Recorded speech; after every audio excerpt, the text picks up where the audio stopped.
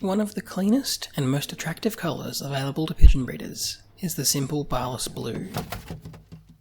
Unfortunately, it is also quite rare, and a lot of fanciers don't really understand what is required to breed it. Today I'll try to explain the genetics behind the colour, and teach you a method of using your knowledge of genetics to breed this colour in your pigeons. Barless is simply one of the 4 pattern genes available in pigeons. The others are Bar, Check, and T-Check, sometimes called dark check. Pigeons always have 2 pattern genes. They'll either have 2 different genes, something like Bar and Check, or 2 of the same, for example 2 copies of Barless. Barless is the most recessive of all the pattern genes, which means even if a pigeon carries 1 copy of the Barless gene, it will always express the other pattern gene that they carry. The only way to produce a Barless pigeon is to breed a bird that has 2 copies of the Barless gene and no other pattern in its genes.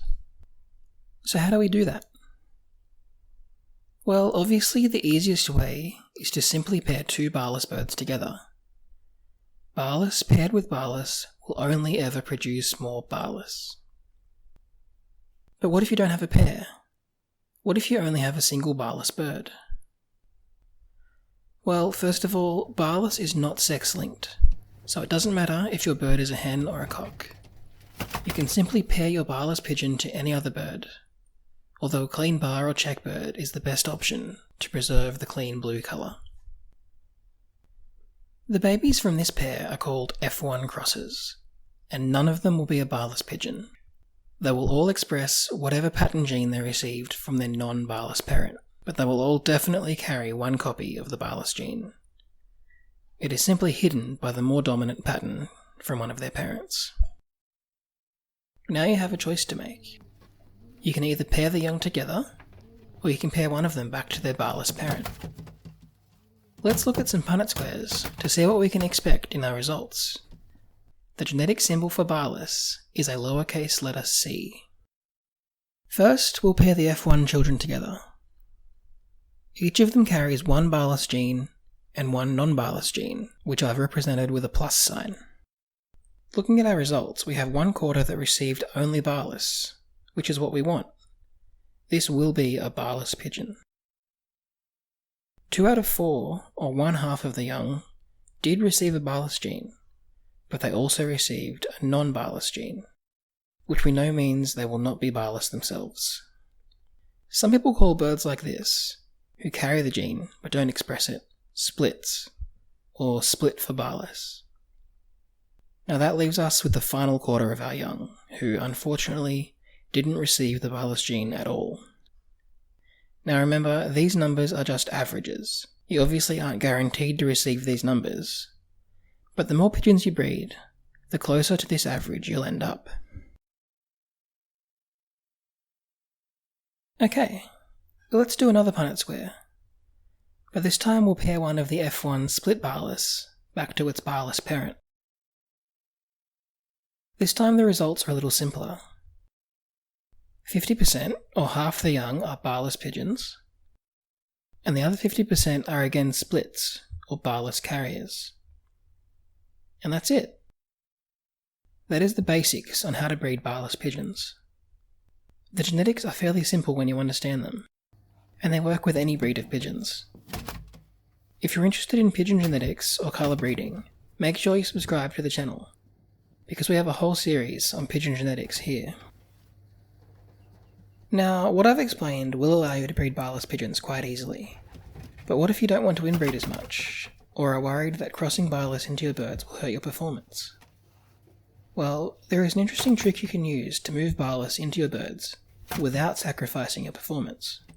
You simply use your knowledge of pattern genetics. It can be slightly confusing, but I hope you'll be able to follow along. There are 2 key facts you need to remember. First, the order of dominance. We know that dark check is the most dominant pattern, followed by regular check, then bar, and finally Barless is the most recessive. Second, a pigeon can only ever carry 2 pattern genes at a time, and no more. So bearing that in mind, this is how you do it.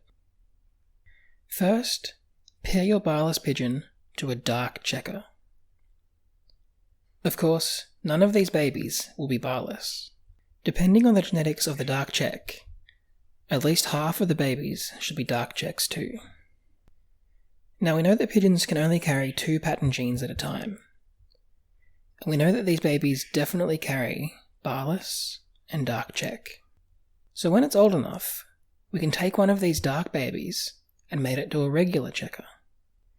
Now this is where it gets a little complicated. Remember, birds can only have 2 pattern genes, so our dark check birds can pass on either dark check or Barless. So if we breed any dark checks from this pairing, we know the baby definitely does not carry the Barless gene. The only babies in this nest who can carry the Barless genes are the normal blue checks. But this isn't the end yet. Now we take one of these blue check babies and mate it to a blue bar. Just like in the previous generation, we know the blue check parent can only pass on check or Barless. So we know that any checks in the nest definitely did not get the Barless gene, and any bars in the nest definitely did. Now you simply mate the bars together, and you'll begin getting Barless young, but you're a few generations removed from your original Barless cross. If you're worried about inbreeding, you can even follow this process twice with different birds, and mate the blue bar young from the different projects together. This is the method I'm following in my own Barless racing pigeon project. I know that might have been a slightly confusing process to follow, especially if you don't quite have an understanding of pigeon genetics. If you need any help, I'd really encourage you to look at my genetics series, and please feel free to ask a question in the comments. I'm always happy to help. But by following the tips in this video, you'll be able to breed your own Barless pigeons easily.